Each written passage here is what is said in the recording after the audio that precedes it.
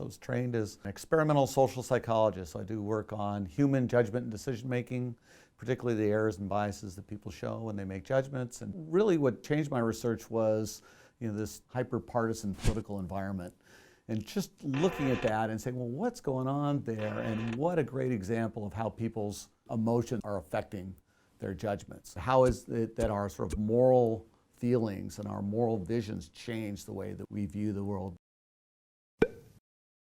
The theory that we work with, it's called moral foundation theory. The basic idea is there's kind of 5 things that people care about harming other people, particularly weak people, about fairness, about loyalty to family and things like that, authority and tradition, and the way things used to have been done, and purity. So this notion that there's certain states of being that are pure.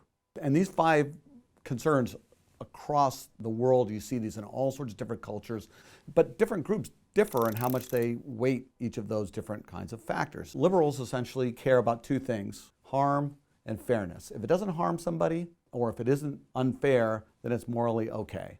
But political conservatives tend to weight all 5 of these things as important. So they care about harm and fairness, but they also care about group loyalty, about authority and tradition, and about purity. If you look at libertarians, they're low on everything. So their worldview, in a sense, isn't a deeply moral worldview. It's more of a pragmatic, utilitarian worldview. And you apply that to different political topics, you can see sort of where these differences come from. So one of the things that my research group has been interested in is in the psychology of libertarianism, as that's kind of grown in prominence. The chief concern is that government leaves people alone. It sort of accepts that there's winners and losers in an economic game. So we created a website where people could go and fill out psychological scales. But we had this huge sample of people who claim to be libertarians. Libertarians are psychologically different. So classic situation is you let your kid goes off to school and you realize they didn't bring their homework.